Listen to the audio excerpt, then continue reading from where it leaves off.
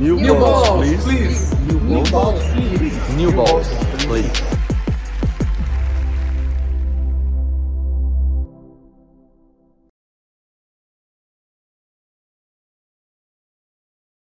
Salve, salve Brasil! Alô, você ligado no New Balls Please, edição 16, começando por aqui, edição pós-US Open. Muitos assuntos, muita coisa para conversarmos hoje, sempre agradecendo a nossa patrocinadora Claro, as nossas parceiras Andy e KTO. Vamos para cima com mais um, e eu queria começar, Fernando, fazendo aqui um parêntese. Sobre o último corte que a gente colocou no ar, que muita gente interpretou mal o que eu disse sobre o dinheiro entra fácil. É óbvio que não entra fácil para um cara que chega ao top 100, pelo amor de Deus.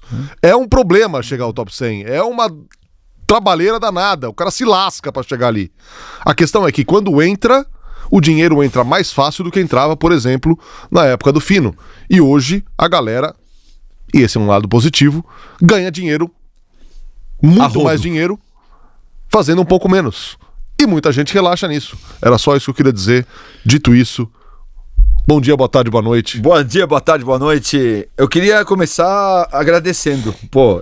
A gente vai percebendo que mais e mais gente vai mandando mensagem, vai fazendo perguntas. Ontem eu botei no Instagram pedindo sugestões de pauta. E Fernando Martorelli, Pedro Godoy, Marta Sarkisian, Ismael Lima Cortes, Laruma Ramalho, Carmen Almeida, Augusto Xavier, Gisele Lagares, Mariana Junqueira Christophe e um monte de gente mais mandou perguntas, falaram sobre Davis, falaram sobre, obviamente, Sabalenka, muita gente falando sobre Sabalenka, muita gente falando sobre Sinner. Então queria muito agradecer, porque a gente tá vendo que o New Balls, cada vez mais a galera tem curtido, tem falado, tem comentado. E tenham esse bom hábito, mandem mensagens, perguntas. Isso. Mandem amor. Já basta. Sem tijolada. Já tomamos bastante normalmente. Do que a gente vai falar? Vai começar a falar? Nós vamos falar. Bom, mas ainda bem que você colocou começar, porque eu já ia propor aqui a gente falar sobre receitas. Podemos. Você é bom nisso. Você é bom. Carol também. Agora, se vocês não querem mais assistir a gente, não assista. Mas não percam Carolinda de hoje. Tá bem engraçado. Tá bem divertido. Carolinda em momentos pós um jogo. Tá divertido. Tudo que ela faz. O dia dela tem mais do que 24 horas. E bota todo mundo, bota a mãe, técnico, amigo, vai gravando, sabe aquela coisa de no começo que você vai gravando tudo até alguém reclamar? Boa, Carol, adorei. Bom, vamos nessa então, falar de US Open, o torneio que encerrou a temporada de Grand Slam. E assim, tanto no masculino quanto no feminino, a temporada de Grand Slam encerra como começou.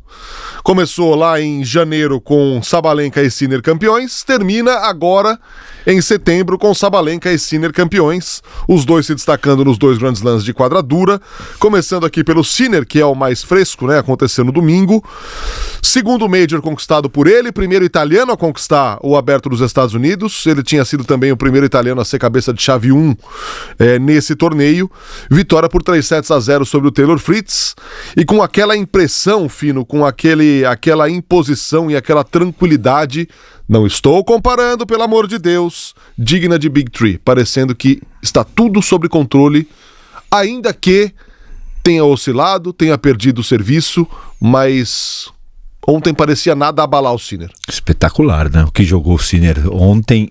O que mais me chamou a atenção num primeiro momento foi o tranquilo que ele entrou, né? Pediu pra devolver e jogou 2 games absurdos. De não errando nada, mas sentindo a bola no meio da raquete, trocando de direção. Contra um Fritz que entra em quadra com 75 aces, sacando pra diabo o torneio inteiro, mas que começa travado. Tenso, mas ele também, a bola dele tava toda hora perto da linha, distribuindo tanto de direita quanto de esquerda. Ele é muito sólido dos dois lados. Ele começa numa intensidade que é difícil, né? Final, ele não tem tantos sinais de Grand Slam, não é que ele é super tranquilo, ele só ganhou um Grand Slam. Ele entra como se mais um jogo aí. Isso chama muita atenção no começo do jogo. Ele mostrou uma maturidade. Pô, se a gente vai parar, vai pra pensar de tudo que ele viveu durante as 2 semanas, o problema físico, o problema de doping, o problema de estresse, e ele entrar na quadra dessa maneira. E pra mim, ele foi contundente dentro do jogo.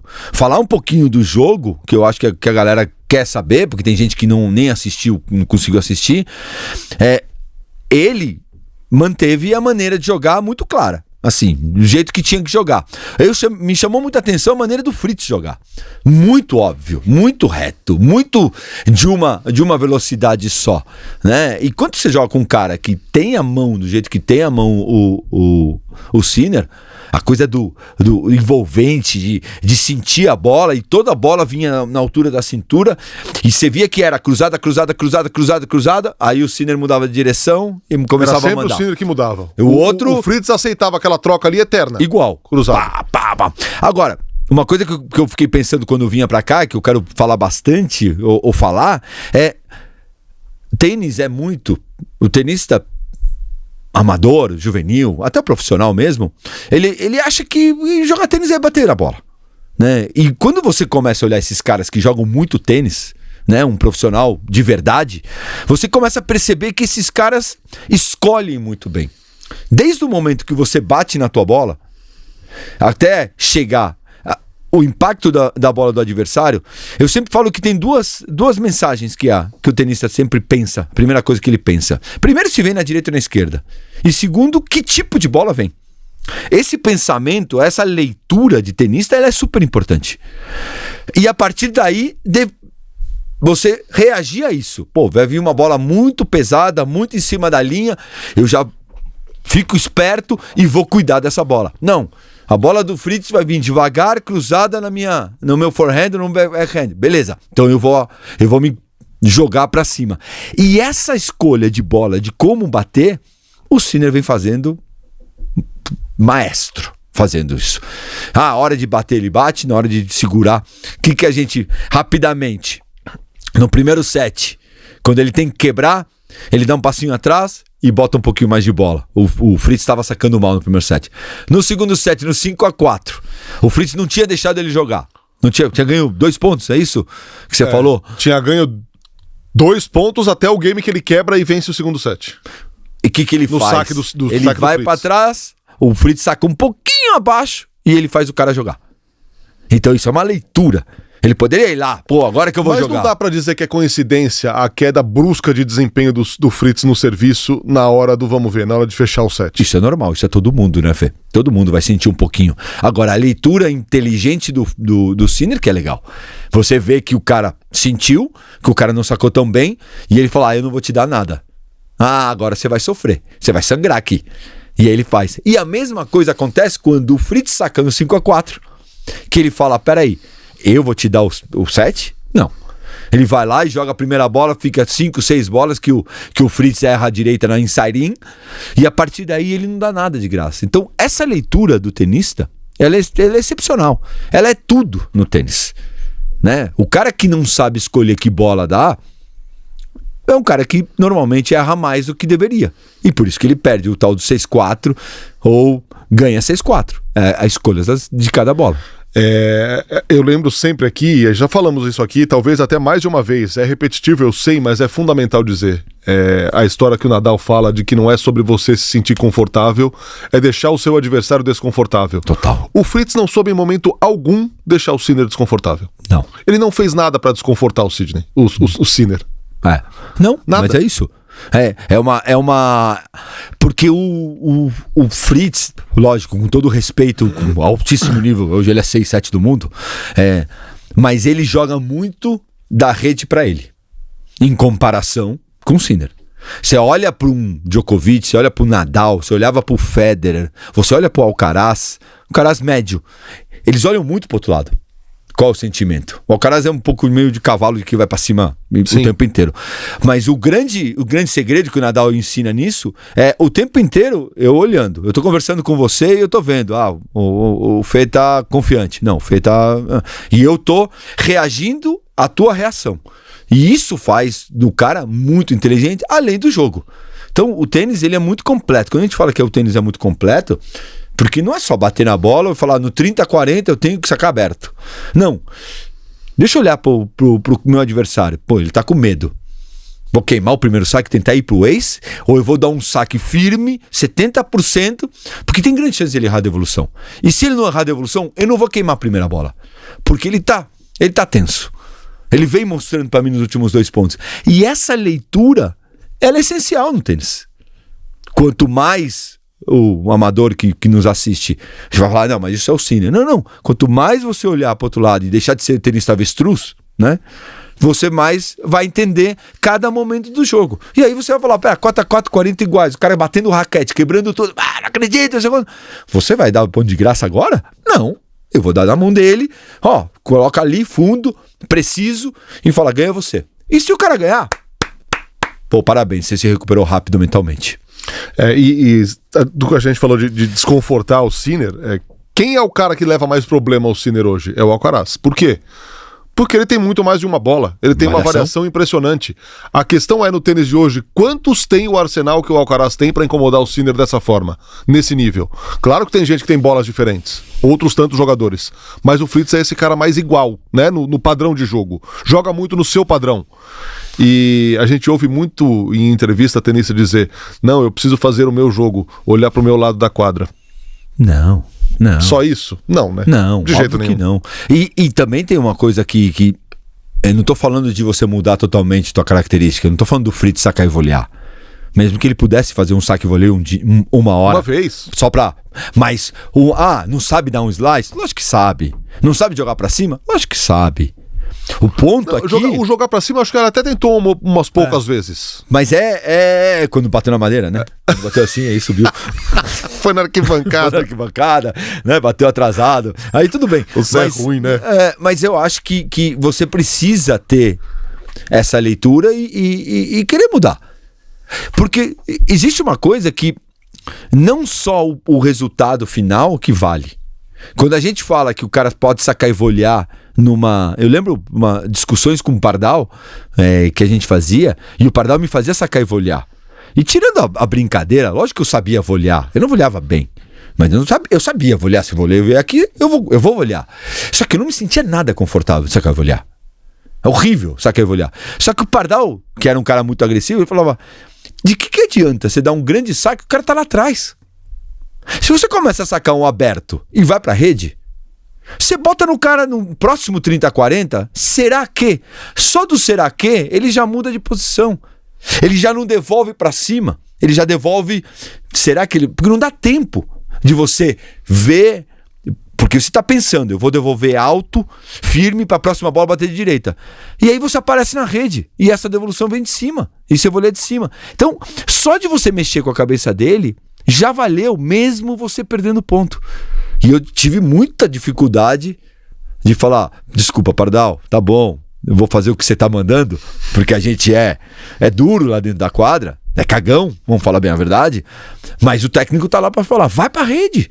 E o Alcaraz de vez em quando saque e voleia. Sim. Ele dá curtinha. Por que ele dá curtinha? Porque ele dá bem? Ou porque ele quer tirar o cara lá de trás da quadra e botar ele um pouquinho mais perto? Então, essa variação é importante. Hoje o Sinner tá sacando e voleando. Ontem ele não sacou e voleou, mas ele tem sacado e voleado muito mais. E usou muito a curta, né? Chamou muito pra rede o Fritz. Chamou muito a rede. É isso. Agora, voltando à vaca fria, o Sinner é campeão em um ano turbulento pra ele. No final ele parecia obviamente feliz com o título. Aliviado, sem dúvida. Dedicou o título ao Matia, que tá mal de saúde. Foi até um momento bastante emocionante do discurso dele. Perdão. Só que a gente não pode não falar da postura da ATP. E mais ainda, né? Ainda que o circuito esteja fechado com o Sinner, fechado no sentido de sabemos que você não quis ser um impostor, não quis se dopar para tirar vantagem disso, as quantidades eram mínimas, tal, não sei o quê. Todos absolvem o Sinner dessa história. A questão é que não dá para absolver a ATP nessa história, porque continua muito estranho. E ainda pior ainda, o silêncio da ATP até agora. Ninguém se manifestou, não se tocou em regra, não se disse em momento algum que, olha, a partir de hoje, se comprovado que a substância entrou no corpo do atleta por uma negligência, porque houve a negligência do time, se a quantidade for menor que X, isso não será passível de uma suspensão. Isso não aconteceu por parte da ATP. Então, esse silêncio da ATP é um negócio extremamente incômodo ainda, num ano em que o número 1 é pego no doping, com substâncias proibidas no seu corpo, e vence um Grand Slam após essa confusão. Como chama cruzado, né? Contaminação cruzada. Bom, vamos num ponto. Porque eu tô vendo muito da discussão do fã, de todo mundo, né? Volto a repetir, eu também acho que ele não tentou, né? Primeiro porque era pouca, né? E segundo porque eu acho que nos dias de hoje ele tentar fazer isso seria uma como o Roddick falou, né? Uma grande idiotice. Exato, não. A frase do Roddick pra mim é simbólica. Agora, se ele tentou se dopar, é a coisa mais burra que já aconteceu na história. Agora a defesa ela é engraçada, porque eu fui contaminado por um fisioterapeuta que tava com a pomada e a pomada, ok. Isso é uma contaminação. O que você acabou de falar? Cruzada? Cruzada, entre aspas. Por quê? O cara que vai fazer uma coisa no laboratório e ele tá com uma receita e não tem doping aqui, teoricamente ele também não tem nenhum tipo de responsabilidade. Porque eu tô indo num laboratório pra pedir pra me ajudar. Faz aqui a vitamina C e vem com doping de cavalo. Que culpa, entre aspas, que eu tô colocando no geral, que culpa, entre aspas, o atleta tem?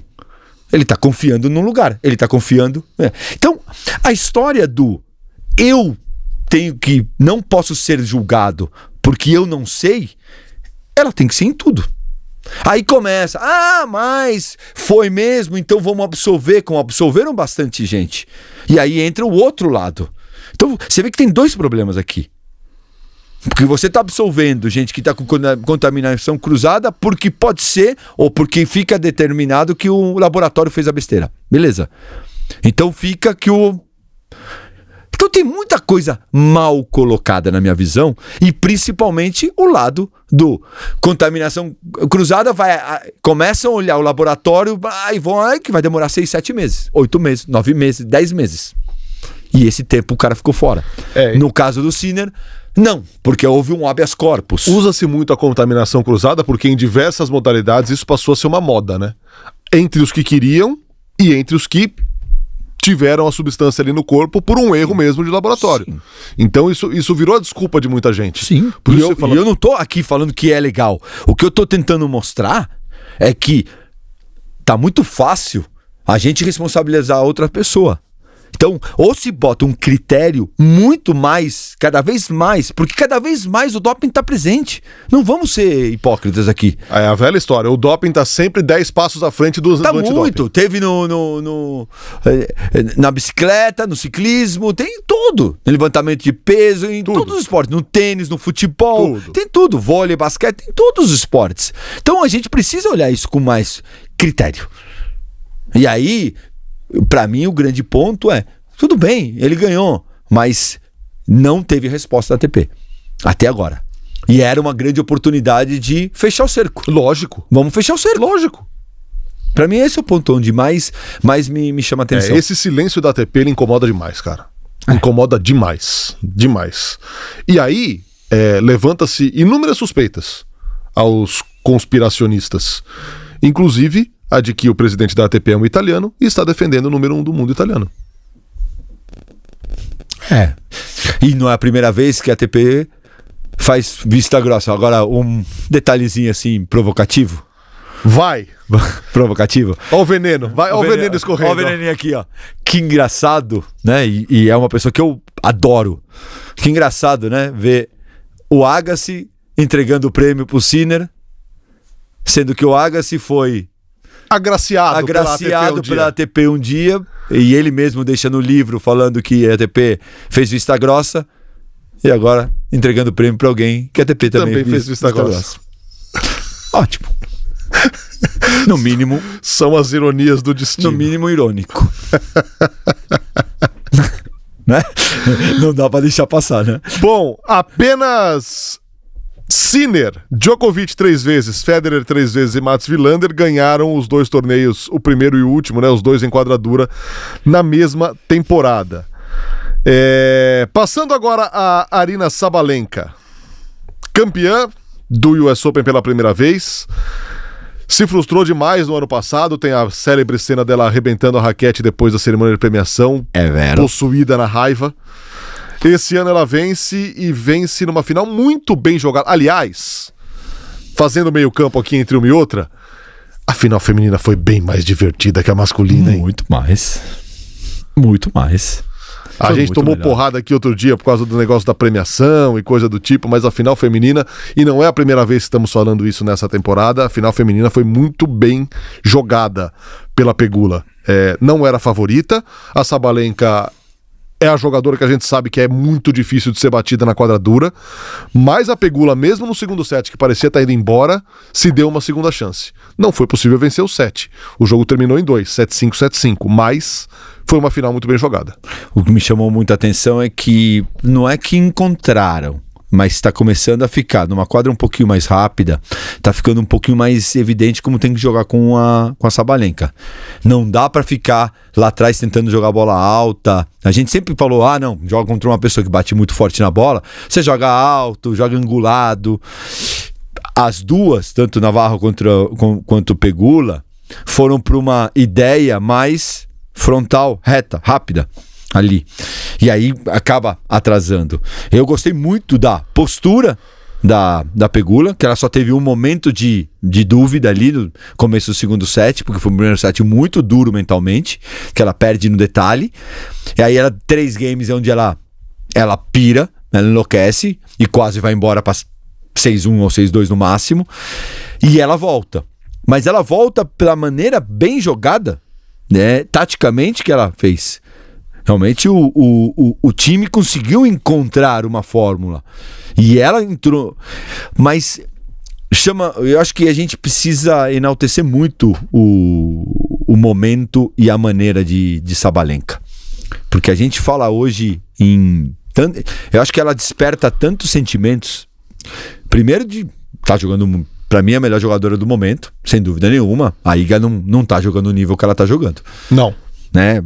Deu uma caída, tá enroscada com a direita. E nessa discussão aqui sobre quem é a jogadora, a Iga vai provavelmente terminar o ano como número 1, porque a diferença é muito grande. Mas é impossível você dizer que a Sabalenka não jogou mais que a Iga em 2024. Tem um período ali no meio do ano que a Sabalenka cai um pouquinho? Tem a lesão da Sabalenka, é verdade, mas se você pegar o ano inteiro, o começo de ano da Sabalenka é injogável.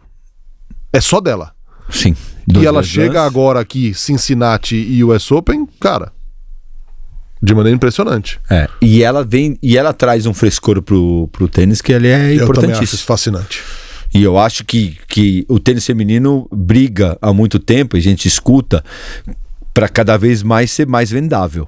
É a grande briga, a grande discussão que a gente tem com dirigentes esportivos quando falam sobre tênis feminino, né? E a comparação de prize money. A única coisa que ainda se sustenta, e não falo eu, falam as pessoas que querem se defender a respeito do tênis feminino, é a coisa da visibilidade, de quantas pessoas querem ver.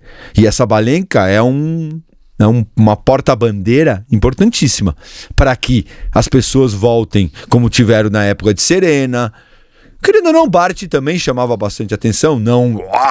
Sharapova chamou muita atenção durante um tempo. E agora vem uma Sabalenka. Só que uma Sabalenka que vem diferente. Não só pelo resultado, não só pelo ser impressionante, porque bate forte, mas sim pela leveza, pela alegria, pelo extra-quadra, pela mídia, pela liberdade e briga no momento onde tudo não pode. O quebrar raquete depois do jogo e você perder a final do US Open, não pode. Ela não tava nem aí, ela viu que tinha câmera e eu falei, caguei, eu vou quebrar raquete. E tem que dar beijo na boca do namorado e ela dá. E eu não duvido que o Sinner deu Também porque viu e falou, é isso. Porque tá todo mundo, será que eu posso? Será que eu devo? Ela humaniza o tênis, Humanizou. cara. Ela humaniza cara, o tênis. eu quero falar que eu tô apaixonada. Eu quero falar que eu tô feliz. Eu quero falar o que eu quiser. Eu quero mostrar que eu tô na praia e curtindo a vida doidado. Pô, porque eu tenho direito, caramba. Isso são 4 dias, agora você vê um monte de tenista indo pra praia e não postando, entre aspas. Não porque não queria postar, porque quem não quer postar não posta. Exato. Mas não posta porque qual é a repercussão? Medo de ser achincalhado, julgado. Bota o namorado dentro da quadra. Eu não gosto, eu não acho. Eu nunca botei. Mas era bota e dá risada. E senta do lado, dá beijo do lado, no meio do treino. E o time tá lá, curtindo pra caramba também. Sabendo que ela é assim. Então ela vai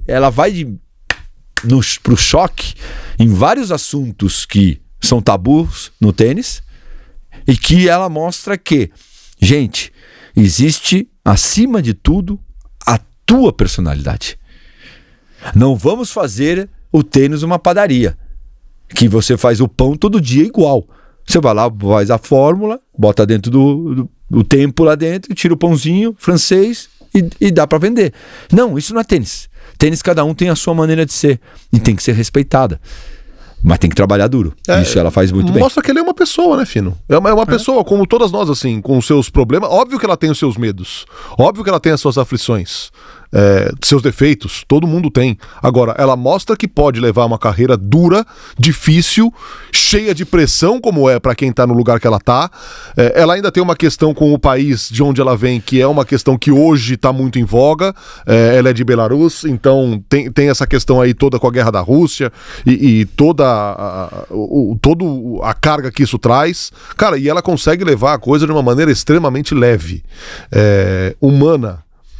Então eu acho que ela é uma aula, e isso é um talento também, porque não é você botar na carreira, a partir de amanhã, vamos ver quem vai, sei lá, alguém que é mais séria, mais Navarro? sisuda. Beleza, Navarro, Navarro. é super séria.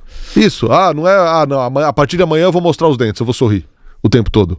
Cara, não é a sua essência, mas a Sabalenka mostra que pode se tentar ou começar a investir ou começar a preparar novos e novas tenistas para que levem uma carreira de maneira um pouco mais soft, que consigam aproveitar um pouco, ainda que seja pressão, ainda que seja uma responsabilidade gigante. Então ela é uma aula, cara. Ela é uma aula. E dá uma entrevista,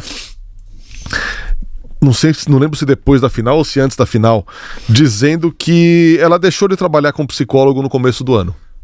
Ela é tão diferente, mas tão diferente, que ela vira e botou na cabeça dela que, peraí, se o problema é comigo, eu tenho que me ajudar. Não tem que contratar ninguém pra me ajudar.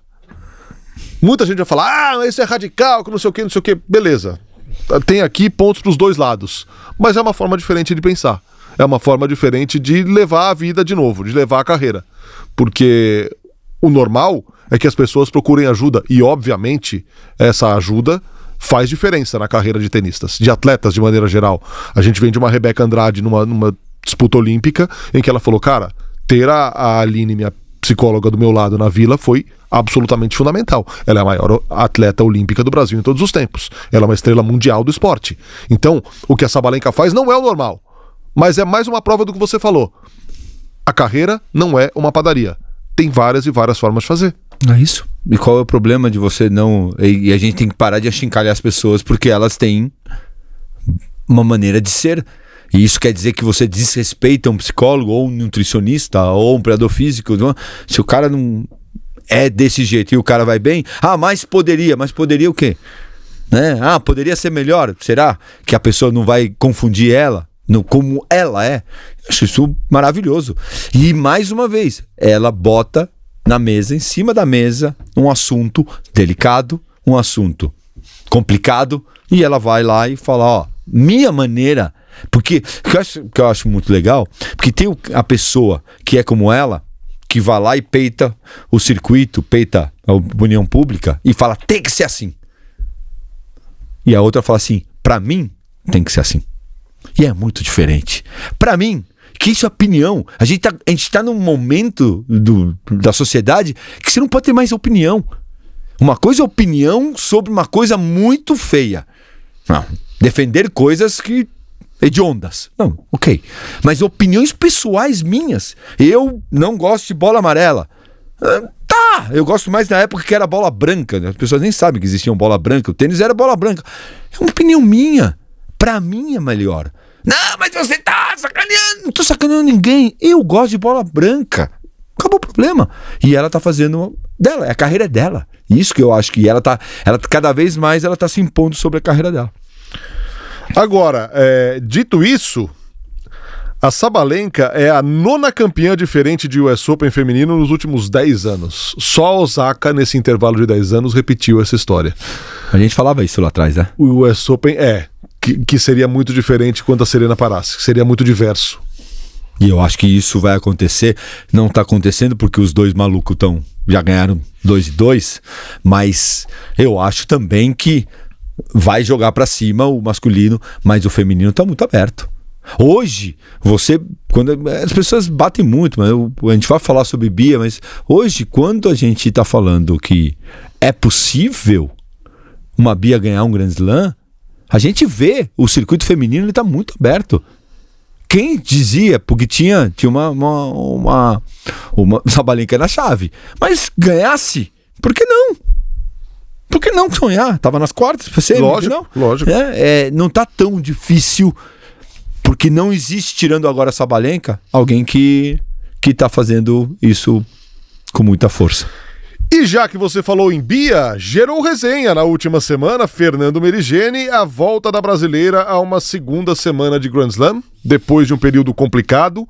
A Bia joga Cleveland, vence jogos numa chave mais tranquila, com adversárias inferiores a ela, ganha confiança, entra bem no US Open, tem um primeiro set ruim apenas na estreia, mas depois consegue vencer bem as suas adversárias, chegar até a segunda semana, enfrenta uma Karolina Muchova, que era uma adversária muito complicada de se enfrentar, e acaba perdendo nas quartas de final. Ainda assim, um ótimo resultado, o retorno ao top 20, o que é muito legal para Bia, e mais ainda, Fino, o retorno de uma performance com mais cara de Bia, uma performance que, se ela tivesse tido durante boa parte desse ano, não teria sofrido tanto com eliminações precoces aí em primeira e segunda rodada.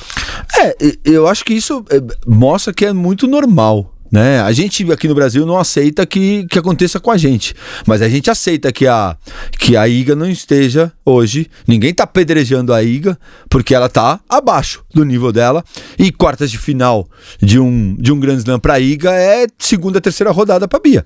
Né? A Bia não é uma jogadora que tá ganhando, chegando na final todo o Grand Slam. Chegou uma vez na semi e agora chegou uma nas quartas, em todos os Grand Slams que ela fez. Então perder na primeira, segunda, de vez em quando é normal. Por quê? Porque oscila de outro tamanho. Só que a gente olha para uma Iga e fala, não, é normal, porque o tênis é difícil. Tá, mas e Bia não é difícil. Pra gente nunca é difícil. Não, mas ganhar uma medalha é muito difícil. Mas o brasileiro não ganhou, então ele é horrível. Tá, mas olha aí, você não acabou de falar aqui. Então a gente é muito torcedor. O que eu acho que é importante da Bia, muito importante da Bia, é que ela se reencontrou tenisticamente. A gente se falou durante muito tempo do lado mental.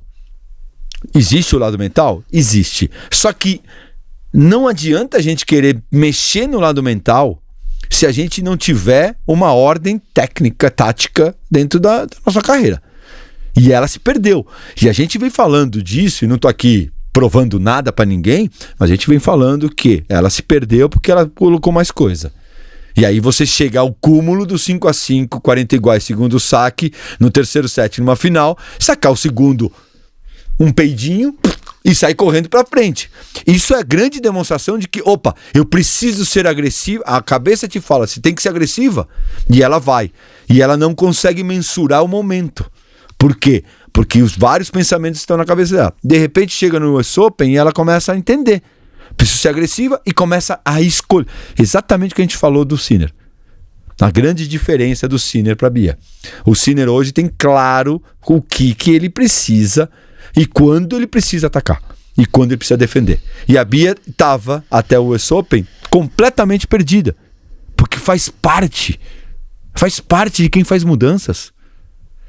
E agora ela parece que se encontrou. Tomara que isso se estenda. Agora tá indo pra Ásia, jogar todos os campeonatos agora de Ásia, e eu acho que é uma grande possibilidade. Pode ser que ela ganhe, pode ser que ela perca, mas eu acho que ela vai jogar tenisticamente, taticamente, muito melhor do que ela jogou nos últimos tempos. E isso que deixou um lado legal dela. Eu fiquei feliz de ver ela muito mais organizada de novo, como ela estava no ano passado. Jogando diferente do que estava jogando no ano passado. Evoluiu do ano passado tenisticamente, na minha visão. Sim. Só que demorou para entender. Antes jogava só pelo meio. A gente viu aquele jogo com a Halep. Só pelo meio. Era a crítica de todo mundo. Hoje ela não joga mais pelo meio. Hoje ela usa as paralelas, usa bastante a cruzada, saque aberto, coisa que ela não tinha. Você vê coisas sendo... Voleando. Quantas vezes ela subiu a rede e ganhou ponto contra a Wozniak? Pô, que legal. Está. As pessoas perguntam, você vê a Bia melhorando? Sim, eu vejo a Bia melhorando. Muito. Só que isso às vezes ainda não foi pro resultado. Muito legal, muito legal. Agora vamos de... Peraí, mas deixa eu... Antes tenho que dar um recado. Verdade. Não me deixa sem recado. Você sabe que se a sua empresa gasta mais de R$9.000 por mês na conta de luz, você pode economizar até 40% indo para o Mercado Livre de Energia com a Engie. Então, vem para a Engie, que vale muito a pena. Que bonito, hein? Tá vendo como eu tenho que te salvar o tempo inteiro? Parabéns. Não, o Mauro e o Ceará quase deram 4 cambalhotas aqui na hora que você queria ir pro outro lado. Agora vamos o quê? De Davis, é isso, Mauro? Semana de Copa Davis, Ariel. Ai, meu Deus. Semana de Copa Davis, semana de Copa Davis. Davis? Dá pra chamar de Davis? Então, é Davis com D minúsculo. Ou eu diria, semana de campeonato entre nações. Copa Davis. Copa das Nações de Tênis. Copa das Nações Unidas. Ou Desunidas. Obrigado, Gerard Piquet, seu traste. Bom, o Brasil vai jogar a Copa Davis nesta semana e isso traz muitas e muitas e muitas lembranças. Inclusive, é claro que tem história de Copa Davis. Brasil e Eslováquia.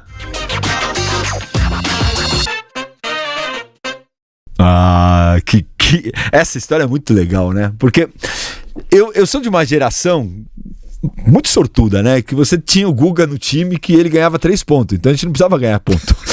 O máximo que o Jaime precisava fazer, e jogava muita dupla, na verdade o Jaime que carregava aquela dupla. O Guga era um cara que ganhava quase sempre os 2 pontos, às vezes não ganhava 1 ponto, mas na grande maioria das vezes era o cara que jogava muito tênis. E eu brincava com ele, porque o 4º ponto sempre é o número 1 contra o número 1, e o 5º ponto é o número 2 com o número 2. Uma das vezes ele me deixou jogar o último ponto e eu perdi, contra a Espanha, que eu perdi pro Moya. Ele perdeu pro Corretia no quarto e eu perdi o Moya. Mas ele nunca deixava. Sempre no 4º ponto ele ia lá e pum, carimbava e a gente ganhava. E aí contra a Eslováquia ele me perde. E eu tava lá no vestiário, ganha aí, vai, Guga. Mas ao mesmo tempo eu queria jogar o 5º ponto, né? Mas ganha aí, Guga. E aí ele perdeu pro Herbate e eu tinha que jogar com o Kuchera, que era top 10, né? E duríssimo. Entro na quadra, roda lotada no Rio de Janeiro, no Marapendi. Puta calor, assim, absurdo. Entro na quadra, perco o primeiro set. E aí quando acaba o primeiro set, eu acho que perdi 6-3 ou 6-2 o primeiro set, eu sento lá com o Pardal e eu começo a ver que a galera começa a ir embora da quadra. E eu falo, Pardal, os caras estão indo embora. E ele falou, não, Fino, tá calor, os caras vão lá tomar uma água, já volta. 2-1, 4-1 pro cara no segundo. Mais gente, Pardal, os caras estão indo embora. Falei, não, tá calor. Tá calor, daqui a pouco volta, né? Isso, tudo tendo que pensar na porra do jogo que tava rolando. 5-3 pro cara.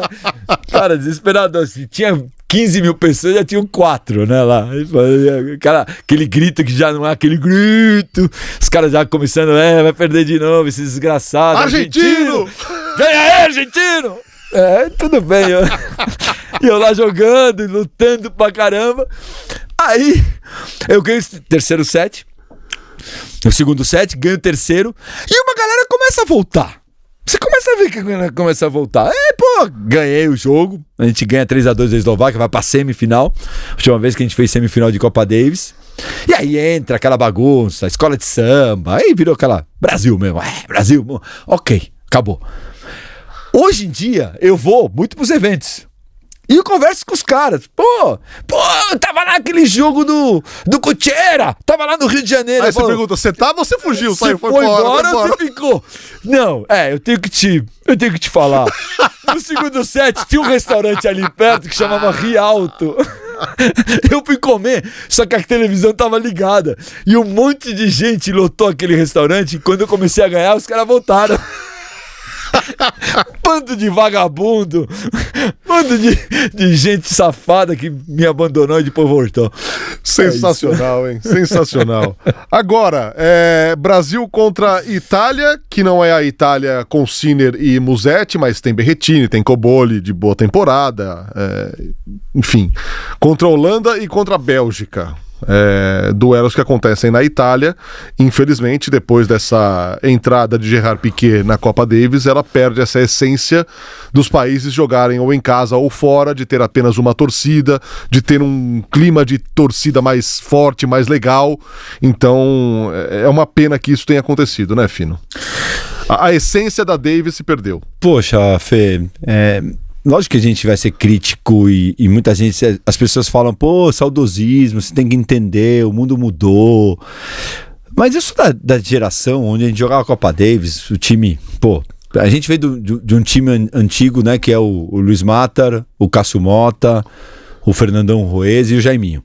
Não sei. Depois quando a gente entra, eu entrei ali pra tumultuar aquele quarteto que era capitaneado pelo Paulo Cleto. Aí eu entro naquele meio pra tirar, eu tiro um, eu tiro o outro por ranking. Depois quando o Nico Mata e o Cássio param de jogar e o Fernandão ainda volta com a gente e aparece Google, Jaime fica, e aí a gente começa a ter André Sá, a gente tem Sareta, a gente tem Simoni, tem vários, Márcio Carson, Francisco Costa, Chico Costa, vários caras ali jogando. Eu sou da geração onde a gente tinha muito problema com confederação. A gente, mais da metade dos confrontos, a gente nem ganhava para jogar. E era muito legal, porque a gente aprendeu que isso era uma devolução ao tênis brasileiro por 2 semanas, ou 3 se a gente conseguisse ganhar jogo, ou 4 se a gente fizesse semifinal. Se não, eram dois fins de semana, 2 fins de semana. Uma semana inteira que treinava para um fim de semana. Que você devolvia o tênis. E que você jogava, como a gente jogou contra a Austrália em Florianópolis para mais de 15 mil pessoas, a gente jogou no Parcão contra a Espanha para mais de 15 mil pessoas. Lógico que tinha o Guga no meio, ali. Mas olha o que a Billie Jean, né, que a Carol vai falar, sempre fala no Carolinda, não sei quanto, jogou para 8 mil pessoas. Isso é você incentivar o tênis, a molecada, sonhar em representar o país. Porque o tenista joga por ele. Vamos ser bem verdadeiro. Óbvio que a gente joga com a bandeira do Brasil. Mas a gente joga em 2, 3 competições. Pan-Americano, Olimpíada e Copa Davis e Billie Jean Cup. O resto você joga por você. Primeiro que você não dá porcentagem pro Brasil. Você pega o dinheiro inteiro para você e pro teu técnico. Na Copa Davis é 50-50. 70-30, 80-20, aí é uma negociação de cada federação. Então você está ajudando o tênis brasileiro. A gente fez um pool de dinheiro para ajudar a molecada, que depois nem vamos entrar nesse mérito, né, na época nosso presidente, mas a gente ajudava, a gente bota a molecada para jogar. E tudo isso com o país inteiro. Quando a gente ganhou da Eslováquia, a gente voltou pro hotel, que a gente tava ali em São Corrado no hotel, era a Barra São Corrado, a gente parou com 3 carros, a gente parou aquela avenida, eu não sei, das Américas, que chama, a gente parou com os 3 carros, a gente subiu em cima dos carros, e a galera batia palma. Imagina parar a Marginal em São Paulo. Por quê? Porque as pessoas estavam curtindo, porque isso fazia parte. Você pode botar o Guga hoje e fazer semifinal da Copa Davis, lá em Bolonha, num campeonato, e não vai ter. Não vai. Infelizmente. E eles terminaram com a única competição. E agora tem uma coisa, você falou do Piquet, mas sabe quem é o grande culpado disso? É o tenista, que parou de jogar. Que, uma semana, eu não vou poder jogar não sei o quê. Não sei se eu concordo. Ah, mas eu Não sei se eu concordo. Sabe por quê? Porque a gente viu aí inúmeros e inúmeros exemplos o Djokovic é assíduo. Joga sempre. Ele e o Nadal eram os únicos que jogavam sempre. Então assim, cara, você quer nomes mais fortes que esse? Junta o Federer aí, que menos jogou do que jogou. Mas são caras assíduos. São caras que estavam ali levantando essa bandeira, mantendo a força da competição. Mas eles também pediam pra ser menos vezes. Nos bastidores. Isso a gente tem que falar, Fê. Isso eu não posso me calar e falar. Eles também reclamavam por quê? Só que reclamavam por quê? Porque o campeonato de Beijing dá $500 mil de garantia. E aí eles têm que jogar demais. A grande briga do tênis hoje, o que é? Que eu concordo, que é diminuir o tempo. A Copa Davis, você bota 3, 4 semanas ali, de fim de semana, em uma semana, o grande problema é isso. Nessa semana você vai jogar na Austrália. E a Austrália te bota a grama. E te quebra um pouco. Concordo que te quebra um pouco. Só que você joga 30 semanas por ano. Qual é o problema de te quebrar um pouco? Agora são tão profissionais, a gente tá tão profissional. Pô, eu vi o Guga como número 2, 3 do mundo, como número 1 do mundo, e jogar a semifinal contra a Austrália na Austrália em grama. Em setembro. Quebra as pernas. E quanto ganhou pra jogar? Porra nenhuma. Hoje os caras estão jogando por milhão. Ah, então você está bravo porque os... Não, tem que dar 20 milhões. Eu sou o primeiro cara que acho que tem que dar muito mais dinheiro do que se dá. Tem que... né? O US Open ganha 90 milhões e distribui 3 pro campeão. Não. Eu acho que tem que dar mais. Concordo. Só que o tenista também tem que entender que uma semana... Por que todos os tenistas que estão no Brasil, todos os tenistas que estão lá, hoje representando o Brasil, são todos ajudados pela entidade? A gente tinha o direito de mandar uma banana, porque nunca me ajudaram. Nunca ajudaram o Guga. Nunca ajudaram o Jaime. O Jaime um dia tem uma cena, ele vai me bater aqui. Uma cena, o nosso presidente fez tinha uma coletiva de imprensa no Clube Sírio. E a gente fez a coletiva de imprensa, estacionamos um carro. E aí quando tá acabando, ele fala assim: me dá teu ticket de estacionamento, fino. Eu falei: o que você quer? Me dá teu ticket. Eu dei o ticket pra ele. Ele pegou e botou no paletó do presidente da CBT. Botou no bolso assim, ó: pelo menos paga o estacionamento. Eu queria morrer, me jogar. Ele falou: cara, os caras não pagam quase nada pra gente. Pelo menos paga o estacionamento pra eu não precisar pagar o estacionamento. Eu falei: cara, o cara é um gênio. O Jaime é um gênio. E ele dava risada. Falou: vai se lascar, meu. Então, a gente jogava numa outra geração. E não é dinheiro. É... Como que o cara hoje fala não pro tênis? Sendo que os patrocinadores dos jogadores são os patrocinadores da CBT. Vindo pela CBT. Vindo pelo país. Todo mundo tá com bolsa atleta. Bolsa pódio. Hoje não tem como você falar não para uma competição de equipe, para Olimpíada, para o Pan-Americano. Não tem, desculpa. Na nossa geração... Isso é, você me ajuda, eu te ajudo. Você trabalha na ESPN, se não te pagar o salário, você vai? Óbvio que não. Desculpa. Mas sabe o que me pega? E aqui nós vamos se alongar mesmo. É como se a Federação Internacional de Tênis não tivesse primeiro dinheiro e depois armas para fazer da Davis uma competição atrativa até financeiramente para os atletas também. Quem vê pensa que era assim vital, essencial, fundamental esse aporte gigantesco do Piquet e sua turma para que a competição continuasse existindo com alguma atratividade. E aí a gente entra no Money Talks de novo. Total. Por quê? Desvirtuaram completamente a competição, que era espetacular. Que eram 3 dias, virou 2 dias, melhor de 3 jogos. Exatamente. Tiraram 5, 7 e voltaram pra 3. Ou seja, não dá pra chamar de Copa Davis, cara. Chama de Copa Davis porque, óbvio, a ITF chancelou essa cagada que foi essa mudança. Eu não sou contra. Se quisessem acabar com a Copa Davis, a gente ia chorar e muita coisa acaba no mundo. Agora, querer ficar com a Copa Davis com o mesmo troféu, com a mesma ideia, sendo que você mudou, você vai lá, joga o melhor de 3, agora joga com grupo de 4. Desculpa, qual é a diferença da Copa Davis para o United Cup? Exato. Nenhuma. Desculpa. E agora tem várias dessas competições. Se deixar, vão ter várias dessas competições. Eu não acho que seja. Então fala, descontinua. E daqui a alguns anos, voltamos. Porque o grande problema que eu vejo quando eu falo do tenista é que o tenista tá querendo jogar menos e ganhar mais. Tá dentro do direito dele. Claro. Pô, é o físico dele. Como era o meu também. Só que a Copa Davis não é só do Nadal e Djokovic que você falou.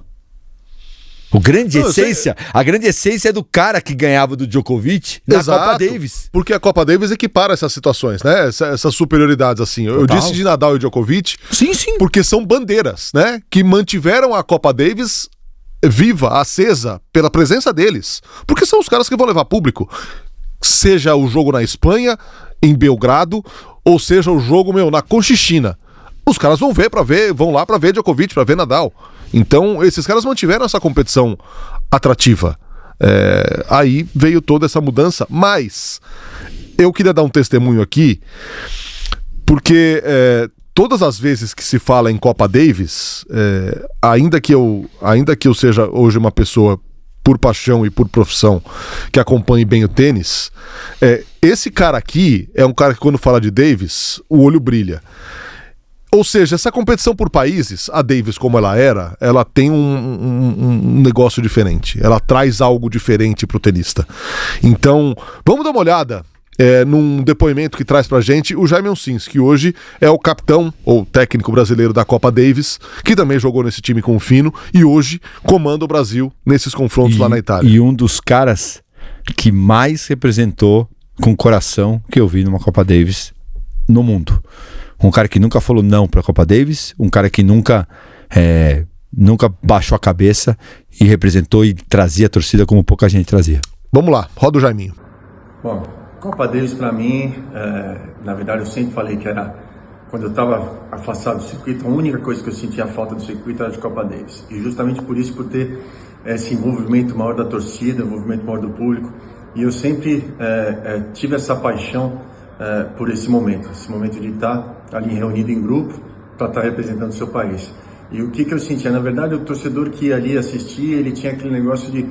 Ele ia sofrer junto com você, ele ia vibrar junto com você. Então eu buscava justamente essa energia do público quando eu sabia que a situação estava difícil, quando eu precisava um pouco daquela energia. Era um olhar, era mais ou menos assim, você é o maestro daquele momento. E você pedir para a torcida, olha, eu estou precisando de ajuda. Eles vão entender na hora, é impressionante. Só com o olhar, a maneira que você fazia, os gestos que eu fazia, a torcida já vinha junto e aquilo me dava uma energia, uma força muito grande. E agora, como treinador, é justamente isso que eu tento passar para esse grupo, de eles saberem usar esse momento também, de saberem usar essa vibração e essa energia do torcedor. Que afinal de contas, a gente está ali num grupo todos com o mesmo foco, que é levar o Brasil para a próxima etapa, ou vencer aquele oponente ou outro país. Então, na hora que você junta essa energia e você consegue canalizar aquilo para o teu jogo, cara, eu acho que é um fator muito transformador dentro de quadro. Fino, aí o Jaime atestando o que você disse. É um cara totalmente apaixonado pela Copa Davis. Tentando passar pra molecada, inclusive meu sobrinho, a briga que ele tem com o Wilde, que ele teve, porque ele não convocou o Wilde, vamos ser bem sinceros. Por quê? Porque o cara ele não aceita isso. Né? Ponto. Ou você tá no time ou você tá dentro ou você não tá. É a história de quero aqui quem quer estar aqui. Quem não quer estar aqui. Não quer estar, tudo bem, não tem problema. Porque tem muita gente que não jogou Copa Davis na história. E isso agora, nos dias de hoje, óbvio, essa geração, eu lembro o que era, a primeira vez que eu fui convocado na Bélgica. Cara, é um nervosismo. Tá com o Jaime, tá com o Matar, tá com o Cássio. Impressionante o que você vive disso aí. Então, é muito legal ter como capitão técnico de Copa Davis um cara tão representativo. Não só como jogador, mas também como defensor de uma competição. E acho que é algo que faz falta ao brasileiro, que é um povo torcedor. Quando se trata de outras modalidades, né? Quando se trata de defender o país, a gente teve aqui, meses atrás, no Ibirapuera, uma demonstração disso, quando o Brasil jogou a Fed Cup contra a Alemanha. E a Carol Meregeni estava nesse time, ela também tem um testemunho muito legal sobre defender as cores do Brasil em competições, no caso do feminino, a ex-Fed Cup, a hoje Billie Jean King Cup. Peraí, vocês estão falando de Davis? Fed Cup é uma das minhas competições favoritas, então vou ter que me meter, né?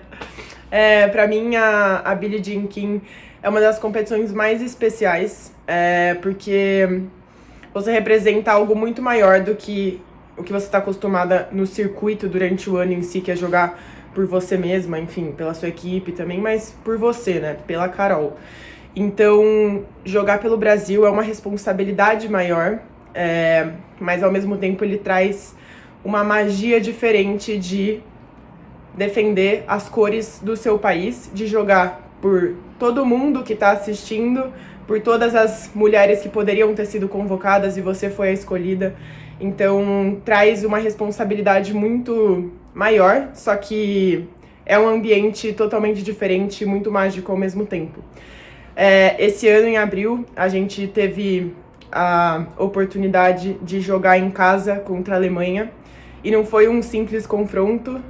A gente jogou no Ibirapuera para mais de 8 mil pessoas, quase 9 mil por dia, e foi o recorde absoluto de público da competição da Billie Jean King na história. Então foi muito mágico poder ver toda a torcida se reunindo para assistir tênis feminino, para torcer pelo Brasil. Esse contato com a torcida é mágico. Eu mesma tive a oportunidade de jogar o quarto ponto, que era o ponto decisivo nessa situação. Ou o Brasil ia continuar vivo, lutando por jogar a dupla e ficar vivo no confronto, ou a gente ia perder.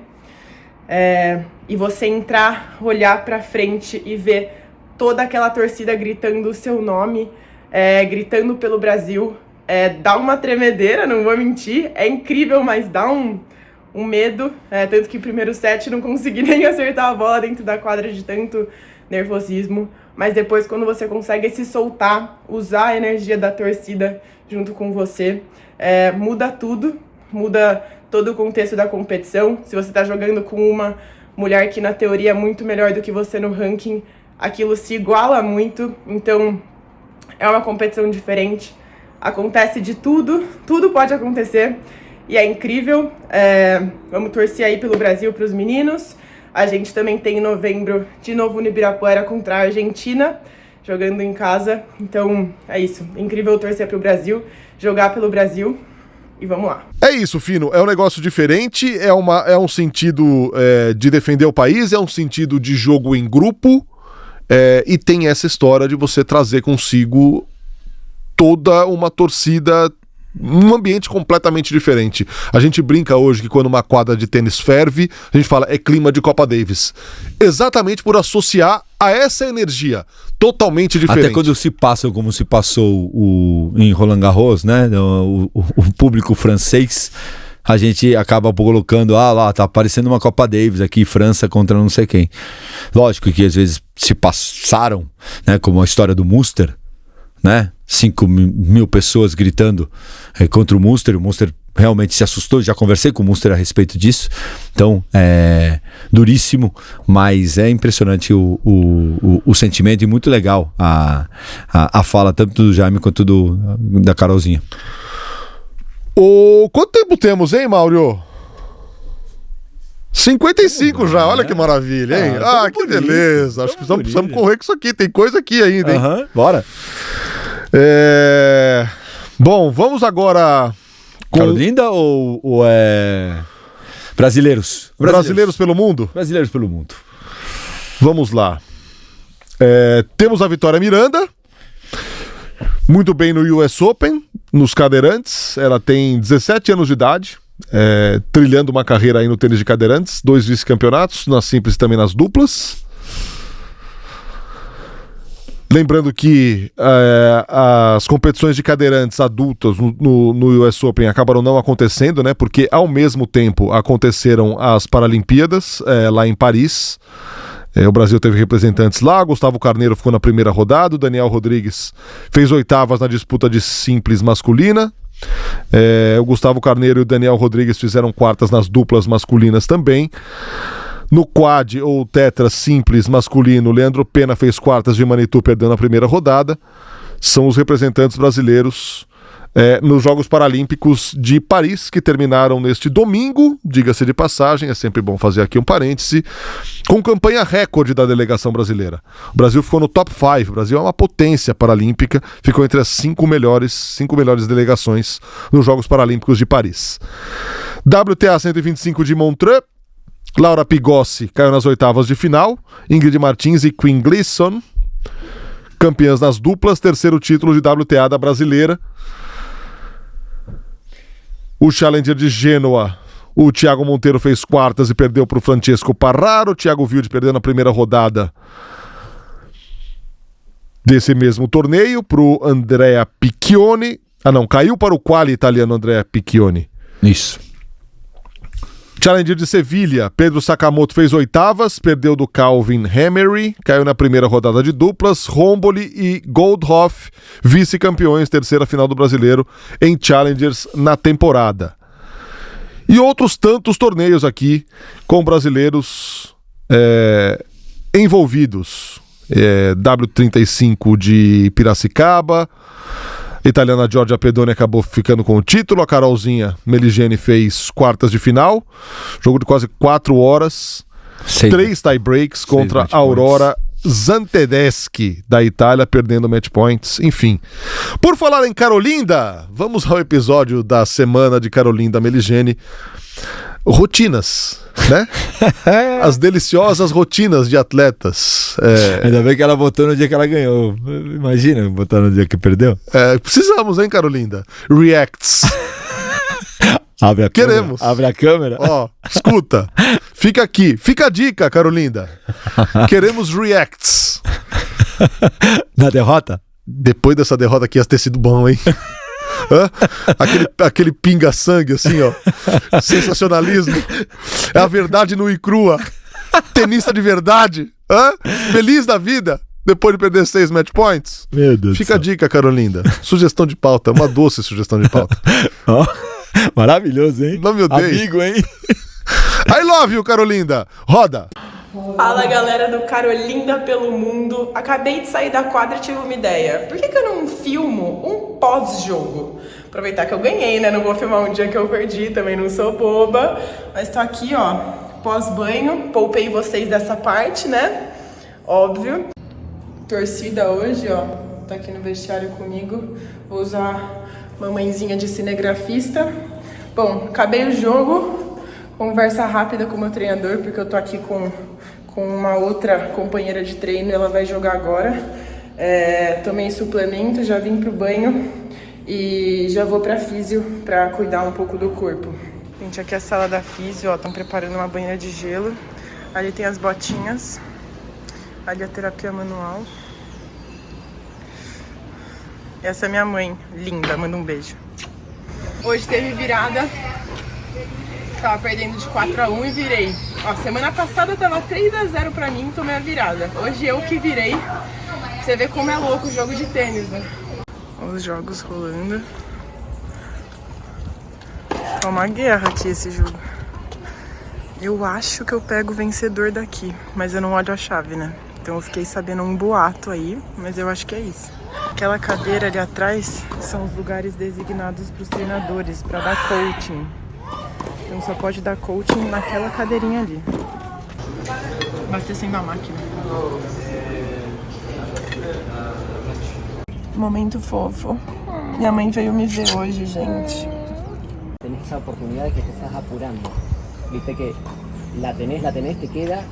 Só ilustrando aqui que o coaching tá permitido quando o seu adversário vai no banheiro. Na virada do set, você pode vir até o seu treinador e conversar. Se não, quando vocês estão do mesmo lado, ele pode falar com você. Você não pode responder, então não pode ter uma conversa. E quando você tá do outro lado, ele pode fazer sinais, tipo os saques ou coisas do tipo. Também já deixei minhas raquetes para encordoar para amanhã. E agora descansar, continuar hidratando, porque tá muito calor. Que mais tarde a gente converse mais sobre o jogo de hoje, também sobre o jogo de amanhã, para já preparar mentalmente algumas coisas. Ainda tenho pendente lavanderia, alongamento e cozinhar o jantar. Vou mostrando também. Mercado, porque a gatinha tem que se alimentar. Essa semana a gente também tá ficando em um Airbnb, daí dá pra cozinhar, dá pra fazer lavanderia. É bem baratinho, então é muito bom. A única parte não tão boa é que tem que subir 3 lances de escada, 3 andares de escada. Mas isso não é um problema, né? Já que somos atletas. Ai, mas Carol, dia de jogo, por que você tem que fazer tanta coisa? Gente, uma coisa não tem nada a ver com a outra, tá? Vida não para. Tem que seguir fazendo as coisas. Agora aquela parte, né, que a blogueira se filma lendo. Nossa, como é inteligente, intelectual. Bom, gente, não vou filmar lendo porque, né, vai ser mentira. Mas, ó, vou ler daqui a pouco. Tô lendo esse livro aqui. Muito bom, recomendo. Cozinhando, jantar. Falei pro Patrício que eu que me encarregava do arroz, mas ele se encarregou do frango. E aqui um pouco de brócolis. Manda um beijo pros seus fãs brasileiros. Bom, galera, finalizando o dia aqui com o pessoal. Espero que vocês tenham gostado. Um beijo. Fino, rotinas. As dificuldades. Por isso que a gente fala assim, e por isso que no começo do ano deu-se uma determinação que os jogos não poderiam terminar na madrugada. Tipo, faixa de pedestre, todo mundo pisou em cima da regra, né? Ninguém para. Cara, não foram poucas as ocasiões em 2024 em que tenistas foram dormir 5 da manhã depois de jogos que terminaram muito tarde, porque o jogo não acaba quando você aperta a mão do seu adversário. Com certeza. Com certeza. Essa demonstração dela é bem isso, né? Que você tem a rotina pós, exatamente pós, que é o recuperar, que é o momento mais importante. Mas o que chama muita atenção, e eu acho que é muito legal, e por isso que o sucesso também da Carol fazendo esse quadro, é mostrar, porque todo mundo tá esperando o Sinner. O Sinner vai chegar lá, sai da semifinal, da quarta de final meio tarde, o prato dele, alguém já fez o prato dele para comer rápido, para poder ir dormir. A lavanderia você deixa no próprio vestiário, ali o cara vai lá e pega e já bota, e daqui a 1 dia ou 2 dias já tá pronta, com o teu nomezinho, tudo certo, você vai pagar, mas encordoamento, o teu técnico leva, tudo alimentação, facilidade, muito dinheiro, então você tem muito mais tranquilidade. E aí você vê a Carol dentro de um Airbnb com um técnico, com a parceira dividindo o Airbnb. Aí você também tem eles cozinham porque gostam. Lógico que cozinham porque gostam, mas cozinham porque é muito mais barato. Claro. Sabe? Porque chegar depois de 6 match points e ir lá e cozinhar, ninguém quer. Então é uma realidade que a gente vem falando, que precisa ter mais dinheiro para baixo há muito tempo, porque o 200 é o futuro 100, é o futuro 50. Todo mundo que hoje está lá na frente, um dia foi 200, 300, 500 do mundo. A gente tem falado aqui, Fino, sobre essa história de respeitar o processo, respeitar os momentos, né? E tem uma declaração de hoje, do Jack Draper, hoje segunda-feira, quando estamos gravando, ele fala algo do tipo: top 20. Ele começa a semana na 20ª colocação do ranking. E aí ele fala, e pensar que 14 meses atrás eu tava no sofá da minha casa assistindo o Wimbledon, com a cabeça nas trevas, me achando um bosta, e hoje eu tô aqui entre os 20 melhores. 14 meses. Muito rápido. Uma campanha como ele fez em Nova York, e assim, e é um tenista com inúmeros talentos, inúmeras qualidades, né? É um cara que pertence a essa história aqui. 20, 30, 15, 10, por que não? E às vezes a gente fala muito sobre isso, eu escrevo muito sobre isso, o processo e o fazer bem feito. Sempre a gente tem um pouquinho a mais, a coisa da história das 10 bolas do Guga da semana passada, que tanto repercutiu. O que a gente tenta mostrar é que todos os jogadores tentam, tá todo mundo lutando. Só que dentro da tranquilidade, não precisa ser louco, do 110%, não, mas onde você vai fazer melhor. O tempo que você treinar melhor. Os pais dos jogadores sempre me perguntam, quanto tempo?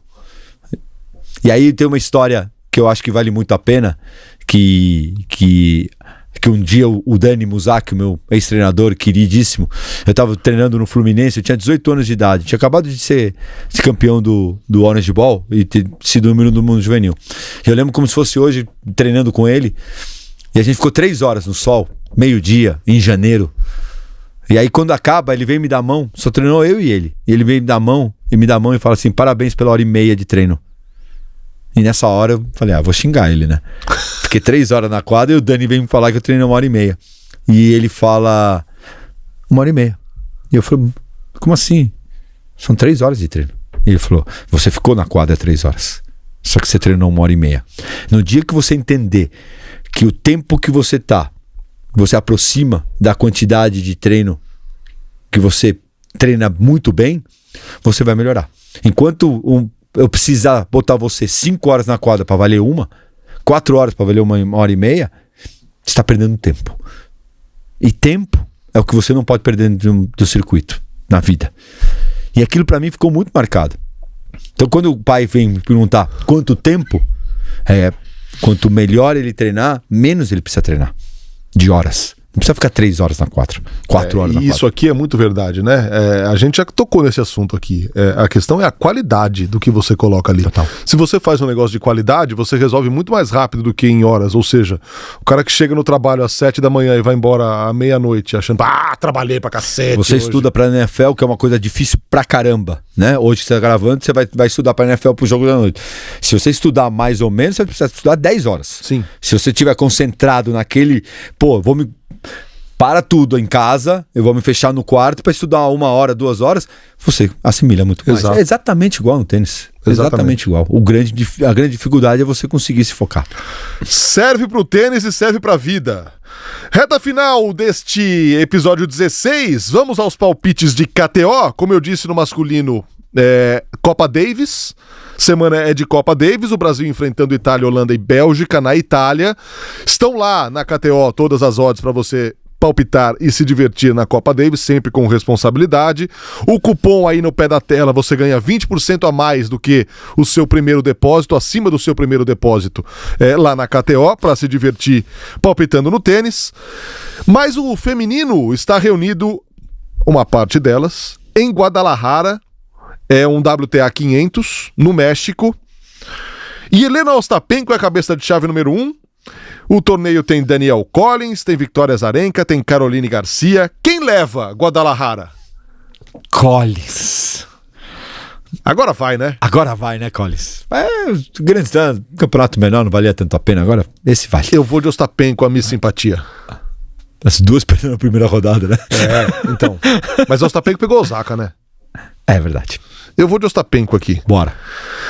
W250, WTA 250 de Monastir. A Elise Mertens é a atual campeã, é a única top 50 no torneio. Clara Burrell, Diane Parry, Nadia Podoroska. Esse aqui é uma encrenca de palpitar, cara. Eu vou para Nadia Podoroska. Pero que sí, pero que no, ¿por qué no? Argentino. Pero un poquito, para que me quieran un poco. Estamos tratando de entrar en el mercado argentino. Bien. Está Nuevas bien, pelotas, por favor. Está bien. Eu vou de Diane Parry. Em Monastir. Porque acabou de chegar de Paris. Ela é charada da cidade. São os torneios da semana, lembrando mais uma vez, Copa Davis rolando, você também pode apostar lá no kto.com e dar o seu palpite, certo? Eu acho que a gente estourou qualquer tipo de... Fechamos a conta e passamos a régua do roteiro que tá aqui, ó. Bauru meteu a história do mundo, hein, cara, aqui. É isso. É o Inferno de Dante que ele escreveu aqui nesse roteiro. Boa, Bauru! Valeu, Finão. Semana que vem tem mais, hein? Obrigado a todo mundo. Continuem ajudando a gente no Instagram, no YouTube. Se inscrevam no YouTube. Deixe o seu like. Um segundinho, só clica lá. Vamos sair de 15.500 para 16, 17, 18, 20. 1 milhão. 1 milhão.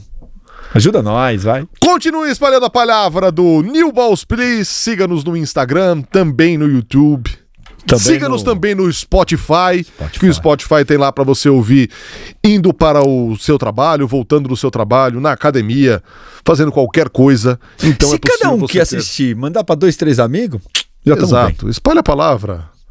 Espalha a palavra. Vamos falar de tênis todas as semanas. E achei muito legal falando nisso, para encerrar de vez. O presidente da USTA, nos 2 dias, no seu discurso de premiação, ele pegou o microfone, fez todas as homenagens lá às 2 finalistas do feminino, aos 2 finalistas do masculino, e ele falava depois no final algo como: e você aí em casa, pega uma raquete, procure uma quadra perto de você, jogue tênis, o esporte mais Isso eu saudável nem do contei mundo. a história do Roddick, né? Não, semana que vem. Semana que a história do Roddick é boa, hein? Semana que vem. Semana que vem, claro que tem história com o Andy Roddick. É muito boa. É muito boa. Tchau, gente. Semana que vem tem mais New Balls, please. New balls, please. New balls, please.